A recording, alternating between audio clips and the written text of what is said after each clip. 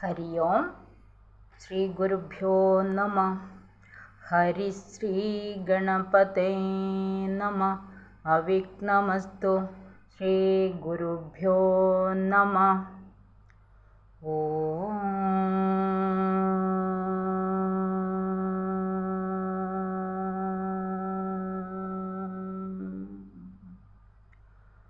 ഓം ശ്രീ ഗണേശായ നമഃ. ഓം ശ്രീ സരസ്വത്യേ നമഃ. ഓം ശ്രീ ഗുരുഭ്യോ നമഃ. സദാശിവസമാരംഭാം ശങ്കരാചാര്യമധ്യമാം അസ്മദാചാര്യപര്യന്താം വന്ദേ ഗുരുപരമ്പരാം.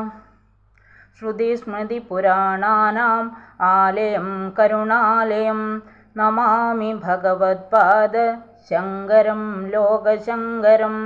സമസ്തജനകല്യാണി നിരതം കരുണാമയം നമാമി ചിന്മയം ദേവം സദ്ഗുരും ബ്രഹ്മവിദ്വരം.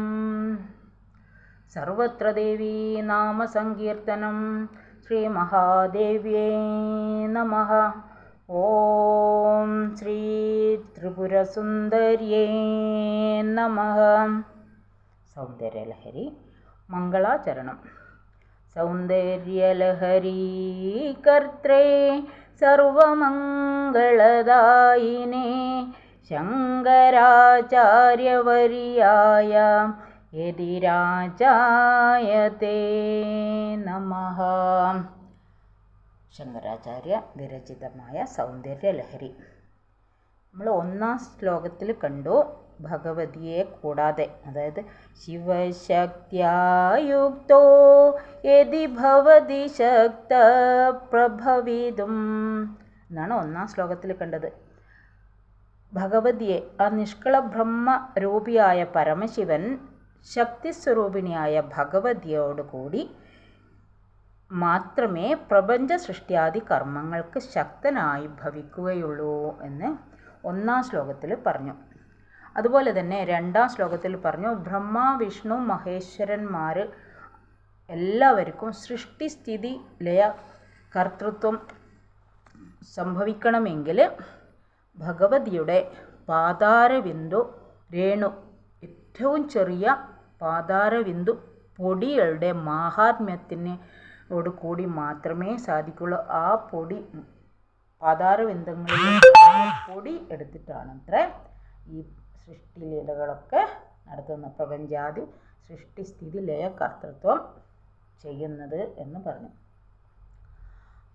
അതിനുശേഷം പറഞ്ഞു, മൂന്നാം ശ്ലോകത്തിൽ പറഞ്ഞു, അതായത് ഈ പ്രാർത്ഥിക്കുന്ന ദരിദ്രന് എല്ലാ ഐശ്വര്യങ്ങളും കൊടുക്കും. അജ്ഞാന അന്ധകാരത്തിൽ നിന്ന് ഭഗവതിയെ നമിച്ചാൽ, ആ പാദം നമിച്ചാൽ ആ സൂര്യനെ പോലെ തേജസ്സുള്ള ജ്ഞാനം ലഭിക്കും. മന്ദബുദ്ധികൾക്ക് ആ അജ്ഞാനത്തെയെല്ലാം മാറ്റി ആ തേൻകുഴമ്പ് നുകരാൻ സാധിക്കും, അതായത് ജ്ഞാനം വീണ്ടെടുക്കും. ദരിദ്രന്മാർക്ക് ആഗ്രഹിച്ചതൊക്കെ നൽകും. ആ ചിന്താമണി രത്നമായ ഉപമിക്കുന്ന ഓരോ കാര്യങ്ങളും. അല്ലാതെ ജനന മരണരൂപമായ സംസാര സമുദ്രത്തിൽ നിന്ന് മുങ്ങിക്കുഴങ്ങുന്നവർക്ക് വരാഹരൂപിയായ മഹാവിഷ്ണുവിൻ്റെ തേറ്റയാകുന്നു എന്നും മൂന്നാം ശ്ലോകത്തിൽ പറഞ്ഞു വെച്ചു. നാലാം ശ്ലോകത്തിൽ പറഞ്ഞു, വര അഭയമുദ്ര ധരിച്ചുകൊണ്ട് എല്ലാവരെയും അനുഗ്രഹിക്കുന്നു എന്ന് പറഞ്ഞു. എന്നാൽ ഭയത്തിൽ നിന്ന് രക്ഷിപ്പാനും ആഗ്രഹത്തെ കവിഞ്ഞതായ വരത്തെ ദാനം ചെയ്യുവാനും അവിടുത്തെ പാദങ്ങൾ തന്നെ സമർത്ഥങ്ങളാകുന്നു എന്നും നാലാം ശ്ലോകത്തിൽ പറഞ്ഞു. അഞ്ചാം ശ്ലോകത്തിൽ അനങ്കൻ, അതായത് കാമദേവൻ, കാമദേവൻ്റെനും ഭഗവതിയെ പ്രാർത്ഥിച്ചിട്ടാണ്, നമസ്കരിച്ചിട്ടാണ് കണ്ണുകൾക്ക് അസാധ്യമായ സുഭഗ ശരീരത്തോടു കൂടിയ ജിതേന്ദ്രിയന്മാരായ മഹർഷികളുടെ കർണങ്ങളിൽ പോലും വികാരത്തെ ജനിപ്പിക്കുന്നു എന്ന് ജനിപ്പിക്കുന്ന കാമദേവനും ഭഗവതിയുടെ ആധാരബിന്ദം ആശ്രയിച്ചാണ് നടത്തുന്നത് എന്ന് ആ ശ്ലോകത്തിലും പറഞ്ഞു വെച്ചു. അടുത്ത ശ്ലോകത്തിൽ പറഞ്ഞു, കാമദേവനെ പറ്റി തന്നെയാണ് പറഞ്ഞത്. കാമദേവൻ്റെ ഒരു എന്താ പറയേണ്ട അനിർവചനീയമായ ഭഗവതിയുടെ കടാക്ഷ വീക്ഷണത്തിൽ നിന്ന് അനിർവചനീയമായ ഒരു കരുണയെ ലഭിച്ചിട്ടാണ് ഈ ലോകമാസകലം സർവോത്കൃഷ്ടേണ ജയിക്കുന്നത് എന്ന് പറഞ്ഞു. സർവ ഉത്കർഷേണ ജയിക്കുന്നത് ആര്? കാമദേവൻ. അതായത് ഈ ലോകത്തിൻ്റെ പ്രപഞ്ച സൃഷ്ടിയാദികൾക്ക് കാമദേവൻ അനുഗ്രഹിച്ച് പ്രപഞ്ച സൃഷ്ടിയാദികൾക്ക് കാമദേവൻ്റെ അനുഗ്രഹവും കൂടി വേണം എന്ന് താല്പര്യം. നമുക്ക് 7ാമത്തെ ശ്ലോകം ചൊല്ലാം. കൊണക്കാഞ്ചീദാമ കരികളഭകുംഭസ്തനനദ പരീക്ഷീണാ മധ്യേ പരിണത ശരചന്ദ്രവദനാം ധനുർബാണാൻ പാശം ശ്രീണിമപി ദധാനാ കരതലേഃ പുരസ്താദാസ്താംന പുരമതിദുരാഹോ പുരുഷികാം. പദച്ഛേദം ചെയ്യാം. കൊണത്കാഞ്ചീദാമ കരി കളഭ കുംഭസ്തനത. കരി പറഞ്ഞ ആന. പരീക്ഷീണ മധ്യേ പരിണത ശരചന്ദ്രവദന ധനുഹു ബാണാൻ പാശം ശ്രീണി അഭി ദധാന കരതലേ പുരസ്താദ് ആസ്താം ന പുരമധിദുർ ആഹോ പുരുഷിക. പദാർത്ഥം എന്നെയും പറയാം. കൊണക്കാഞ്ചീദാമ കിലുങ്ങിക്കൊണ്ടിരിക്കുന്ന അരഞ്ഞാണത്തോട് കൂടിയതും. ഭഗവതി നല്ല കിലുക്കമുള്ള അരഞ്ഞാണം ധരിച്ചിട്ടുണ്ട്. പിന്നെ എങ്ങനെയാ? കരി കളഭ കുംഭസ്തനനത. ഇവിടെ പറയുന്നത് കരി പറഞ്ഞ ആന, ആനക്കുട്ടി. ആനക്കുട്ടിയുടെ മസ്തകങ്ങൾ പോലെ ഇരിക്കുന്ന സ്തനങ്ങളാൽ കുറഞ്ഞൊന്ന് കുനിഞ്ഞത്. സ്തനഭാരം കൊണ്ട് ഭഗവതി കുറഞ്ഞൊന്ന് കുനിഞ്ഞ രൂപത്തിലാണ് ഉള്ളത് എന്ന് ശങ്കരാചാര്യരാണ് ഇവിടെ വിശേഷിപ്പിക്കുന്നത്, ഇവിടെ ഉപമിക്കുന്നത്. മധ്യപ്രദേശത്തിലെ അതായത് അരക്കെട്ടിൽ പരീക്ഷീണ മെലിഞ്ഞാണിരിക്കുന്നത്. സുന്ദരികളുടെയൊക്കെ ലക്ഷണം അങ്ങനെയാണ്. അതായത് അരക്കെട്ട് മെലിഞ്ഞാണിരിക്കുക. മെലിഞ്ഞും പരിണത ശരചന്ദ്രവദന. മുഖമാണെങ്കിലോ ശരത്കാലത്തെ പൂർണ്ണചന്ദ്രനോട് സദൃശം. ശരത്കാലത്തെ പൂർണ്ണചന്ദ്രൻ മറ്റു കാർമികങ്ങളൊക്കെ ഒഴിഞ്ഞ് അപൂർണതയിൽ വിളങ്ങി നിൽക്കും അല്ലേ?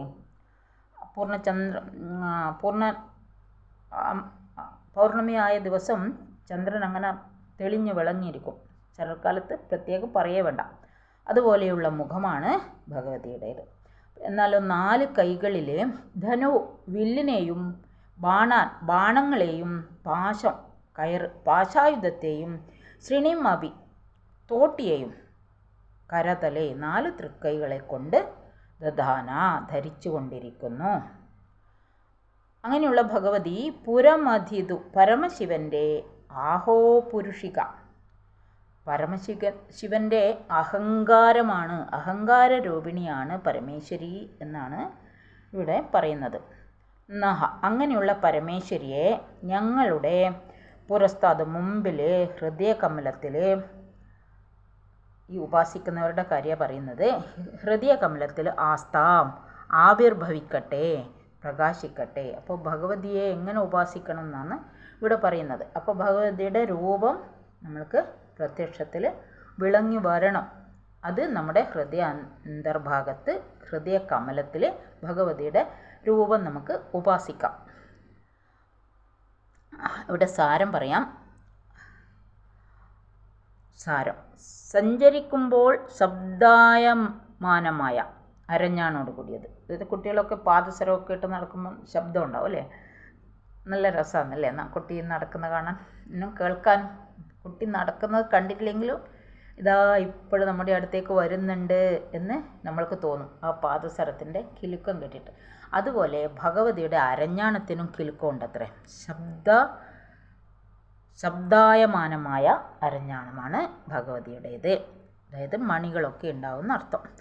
ആനക്കുട്ടിയുടെ മസ്തകങ്ങൾ പോലെ ഇരിക്കുന്ന സ്തനങ്ങളാൽ അല്പം കുനിഞ്ഞ, ആ സ്തനഭാരം കൊണ്ട് കൊണ്ട് അല്പം ഒന്ന് കുരിഞ്ഞ പോലെയാണുള്ളത് ദേവി.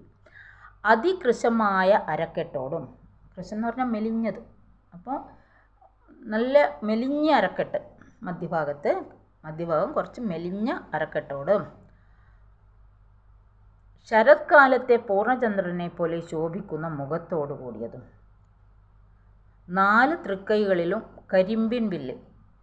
ധനുഹം നമ്മൾ പറഞ്ഞു, അത് ഇവിടെ കരിമ്പിൻ വില്ലാണ്, കരിമ്പ് വില്ല്.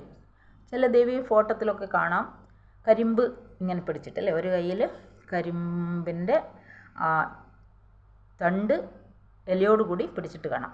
അങ്ങനെ കരിമ്പ് വില്ല്, പുഷ്പബാണങ്ങൾ, പിന്നെ പുഷ്പം, പിന്നെ പാശായുധം. പാശം പറഞ്ഞാൽ കയറ് മറ്റൊരു ആയുധമാണ്. മിക്കവാറും എല്ലാ ദേവന്മാരും ഈ പാശായുധം കയ്യിലുണ്ടാവും. പിന്നെ തോട്ടി ഇങ്ങനെ തെളിക്കണം അല്ലേ, അതും ഭഗവാൻ തേര് തെളിച്ച മാതിരി അതിനുള്ള ഒരു തോട്ടിയും എന്നീ ആയുധങ്ങൾ, ഈ 4 വിധ ആയുധങ്ങളെ ധരിച്ചു കൊണ്ടാണ് ഇരിക്കുന്ന ആ കരിമ്പിമ്പിൽ ഇങ്ങനെ ഇരിക്കുന്ന ദേവി ത്രിപുരാന്തകൻ്റെ അഹങ്കാര രൂപിണിയായ പരമേശ്വരിയാണ്. അതായത് ത്രിപുരാന്തകൻ ഈ ഭഗവതിയോട് ചേരുമ്പോൾ അഹങ്കാരം ഉണ്ടാവും അത്ര. ഇത്രയും ശക്തിയായ ഭഗവതിയോട് ചേരുമ്പോൾ പരമശിവന് പോലും അഹങ്കാരം ഉണ്ടാവുന്നു. അങ്ങനെയുള്ള അഹങ്കാര രൂപിണി അല്ലെ ഭഗവതിക്ക്. അതിൻ്റെ മറ്റൊരു രൂപത്തിൽ പറഞ്ഞാൽ പരമശിവനോട് ചേരുമ്പോൾ ഭഗവതിക്ക് അഹങ്കാരം ഉണ്ടാവുന്നു എന്നും പറയാം. അങ്ങനെയുള്ള അഹങ്കാര രൂപിണിയായ പരമേശ്വരി ഞങ്ങളുടെ ഹൃദയകമലത്തിൽ പ്രകാശിച്ചരുളണമേ. അപ്പം നമ്മൾ ധ്യാനിക്കുമ്പോൾ ഇങ്ങനെയുള്ള ഓരോ രൂപം നമ്മുടെ ഹൃദയകമലത്തിൽ പ്രകാശിക്കണം. ഉപാസകൻ ധ്യാനിക്കുമ്പോൾ സംഭവിക്കുന്ന കാര്യമാണ് ഇവിടെ പറഞ്ഞത്. നമ്മൾ ഉപാസകനായിട്ട് നമ്മൾക്കും ആ വിധത്തിൽ ധ്യാനിക്കാം. അപ്പം നമ്മൾ ഒന്നുകൂടി ശ്ലോകം ചൊല്ലാം. കുണകാഞ്ചീദാമ കരികളഭകുംഭസ്തനനതാ പരീക്ഷീണാ മധ്യേ പരിണതശരചന്ദ്രവദനാം ധനുർബാണാൻ പാശം ശ്രീണിമഭിദധാനാ കരതലൈഃ പുരസ്താദാസ്താന്നഃ പുരമധിദുരാഹോ. സർവത്ര ദേവീ നാമസങ്കീർത്തനം. ശ്രീ മഹാദേവ്യേ നമഃ. ഓം തത്സത്. ശ്രീ മഹാദേവ്യേ നമഃ. കായേന വാചാ മനസേന്ദ്രിയർവ്യാം ബുദ്ധ്യാത്മനാ വാം പ്രകൃതേ സ്വഭാവാത് കരോമി യദ്യ സകലം പരസ്മൈ നാരായണായേതി സമർപ്പയാമി. ശ്രീമന്നാരായണായേതി സമർപ്പയാമി. ശ്രീ മഹാദേവേതി സമർപ്പയാമി. സർവത്ര ദേവീ നാമസങ്കീർത്തനം. ശ്രീ മഹാദേവ്യേ നമഃ. ഹരി ഓം. ശ്രീ ഗുരുഭ്യോ നമഃ. ഹരി ഓം.